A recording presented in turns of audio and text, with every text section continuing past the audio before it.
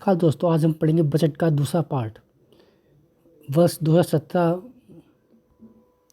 वर्ष 2017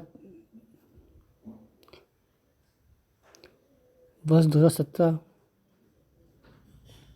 वर्ष 2017 की तुलना में वर्ष 2023 में AES यानी एक्यूट इन्फिलिटिस सिंड्रोम रोगियों की संख्या में से 76% तथा मृत्यु दर में 98% की कमी, MJE यानी कि जापानी इन्फ्लुएंजाइटिस के रोगियों की संख्या में 85% तथा मृत्यु में 96% की कमी दर्ज की गई है।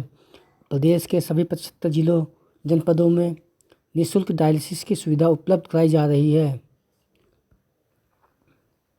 सरकारी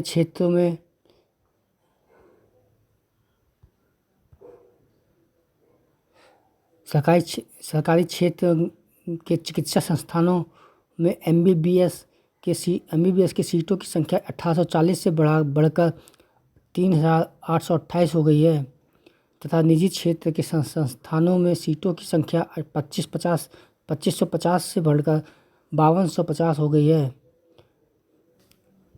इस प्रकार कुल 9078 सीट उपलब्ध हो गई हैं। सरकारी क्षेत्र में चिकित्सा संस्थानों में PG सीटों की संख्या 741 से बढ़कर 1543 तथा निजी क्षेत्र के संस्थानों में सीटों की संख्या 480 से बढ़कर 1775 हो गई है।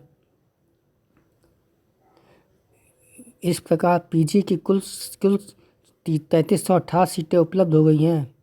आयुष्मान भारत प्रधानमंत्री जन आरोग्य योजना के अंतर्गत 4,86,00,000 से अधिक आयुष्मान कार्ड वितरित किए गए हैं। लाभार्थी परिवारों को प्रति वर्ष 5 लाख रुपए तक की निःशुल्क चिकित्सा सुविधा सूचीबद्ध राजकीय एवं निजी चिकित्सालयों के माध्यम से प्रदान की जा रही है। आइए देखते हैं बजट में कानून व्यवस्था की क्या दिया गया है। कानून व्यवस्था के बारे में क्या दिया गया है।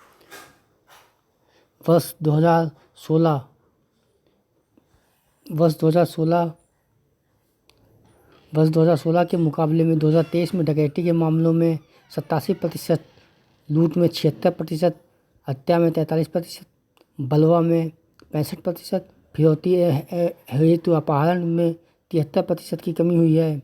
ऑपरेशन त्रिनेत्र के अंतर्गत 8,54,634 CCTV कैमरों की अधिष्ठापना किया जा चुका है।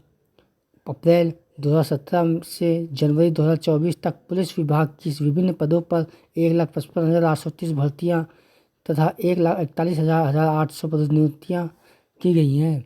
महिलाओं तथा वरिष्ठ नागरिकों की सुरक्षा हेतु सेफ सिटी परियोजना में महत्वपूर्ण स्थलों पर CCTV कैमरों की स्थापना, इंटीग्रेशन, डार्क स्पॉट का चिन्हीकरण, एमलाइट लगाना, हॉट पॉइंट्स को चिन्हित करने, पिंक बूथों की स्थापना तथा बस टैक्सियों में पैनिक बटन की व्यवस्था सुनिश्चित की जा रही है। 3 महिला PCS बटालियन जनपद लखनऊ, गोरखपुर एवं बदायूं में स्थापित है।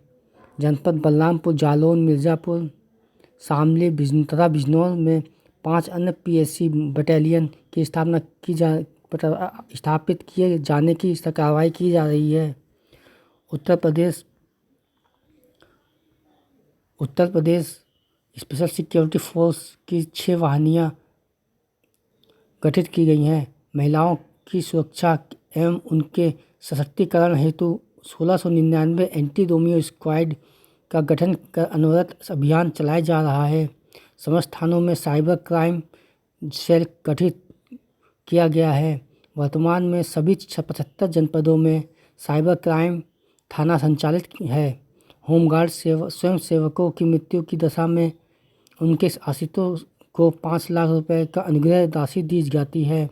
दुर्घटना बीमा योजना का होमगार्ड्स को 30 लाख रुपए की बीमा सुविधा प्रदान की गई है। चिकित्सा एवं स्वास्थ्य के क्षेत्र में राष्ट्रीय ग्रामीण स्वास्थ्य मिशन के अंतर्गत विभिन्न कार्यक्रमों के संचालन हेतु एवं वित्तीय वर्ष 2024-25 में 7,350 करोड़ रुपए की व्यवस्था प्रस्तावित है। प्रधानमंत्री Ayushman Bharat health infrastructure mission योजना, इसके अंतर्गत प्रदेश के ग्रामीण एवं शहरी क्षेत्र में health wellness centre, care unit, integrate public health lab की स्थापना आदि कार्यों हेतु 952 करोड़ रुपए की व्यवस्था प्रस्तावित है। आयुष्मान भारत मुख्यमंत्री जन आरोग्य अभियान के हेतु वित्तीय वर्ष 2024-25 में 300 करोड़ रुपए की व्यवस्था प्रस्तावित है। प्रधानमंत्री मातृ वंदना योजना के हेतु वर्ष 2024-25 में 322 करोड़ रुपए की बजट व्यवस्था प्रस्तावित है। पंडित दीनदयाल उपाध्याय राज्य कर्मचारी कैशलेस चिकित्सा योजना के अंतर्गत आबद्ध निजी चिकित्सालयों में कैशलेस उपचार की व्यवस्था की गई है, जिस पर कुल 150 करोड़ रुपए का व्यय भार अनुमानित है, जिसका पूर्ण वहन राज्य सरकार द्वारा किया जा रहा है। चिकित्सा के शिक्षा क्षेत्र में किए जा रहे प्रयास बजट में दिया हुआ है। क्या दिया हुआ है? प्रदेश में 65 मेडिकल कॉलेज, 35 इसमें से 35 राज्य सरकार एवं 30 निजी क्षेत्र द्वारा संचालित हैं। वर्तमान में 45 जनपदों मेडिकल कॉलेजों से आच्छादित किए जा चुके हैं व 14 जनपदों में केंद्र सरकार द्वारा वित्त पोषित मेडिकल कॉलेज निर्माणाधीन हैं। 16 असंवित जनपदों में निजी निवेश के माध्यम से मेडिकल कॉलेज स्थापित किया जाना प्रस्तावित है। राजकीय क्षेत्र में बीएससी नर्सिंग कॉलेजों की संख्या 6 से बढ़ाकर 23 की गई। जनपद वाराणसी में मेडिकल कॉलेज की स्थापना कराए जाने तक का निर्णय लिया गया है। इसके लिए 400 करोड़ रुपए की व्यवस्था प्रस्तावित है। असाध्य रोगों के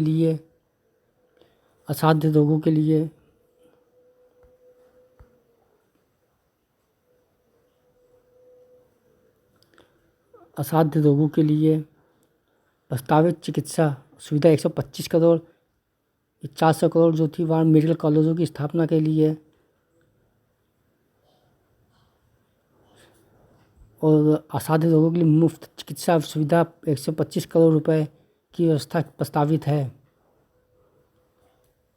राजकीय मेडिकल कॉलेजों में ट्रामा सेंटर लेवल अद्वितीय को trauma centre level 1, express trauma centre 200 bed में उच्चीकृत किए जाने हेतु 300 करोड़ रुपए की व्यवस्था प्रस्तावित है।